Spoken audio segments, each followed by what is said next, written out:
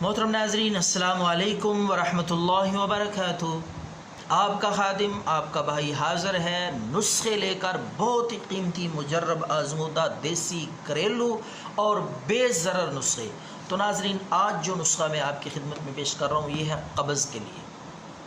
3 बीमारियों के लिए सिर्फ एक नुस्खा बेहद मुजर्रब और मौसर है, कोई साइड इफ़ेक्ट नहीं, आसानी से आप इसको घर पे तैयार भी कर सकते हैं और इसको फ़रोख्त करके आप पैसे भी कमा सकते हैं। इंतहाई आज़मूदा मुजर्रब नुस्खा है कब्ज़ के लिए, चाहे जितनी भी पुरानी कब्ज़ हो, पुरानी से पुरानी कब्ज़ को इंशाअल्लाह जड़ से ख़त्म कर देगा।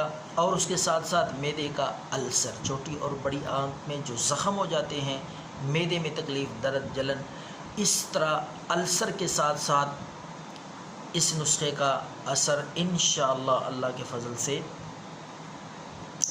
ख़त्म हो जाएगा।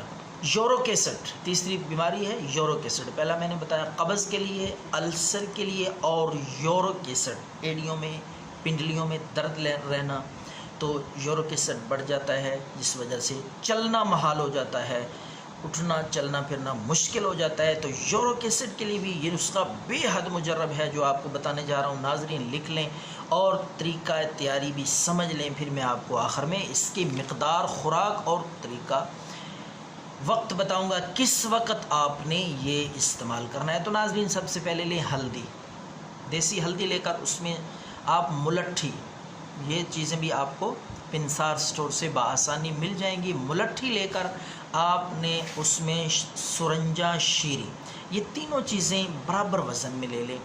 50-50 ग्राम, 50 ग्राम हल्दी, 50 ग्राम सुरंजा शीरी, 50 ग्राम आपने मुलट्ठी, इनको पीस कर अच्छी तरह सफ़ूफ़ बना लें। और ये सफ़ूफ़ आप सुबह शाम खाने के बाद इस्तेमाल करें। अल्सर, कब्ज़, यूरिक एसिड इंशाअल्लाह मुकम्मल तौर पे अफाका होगा। दुआओं में याद रखें, अपना ख्याल रखिएगा। अल्लाह हाफ़िज़।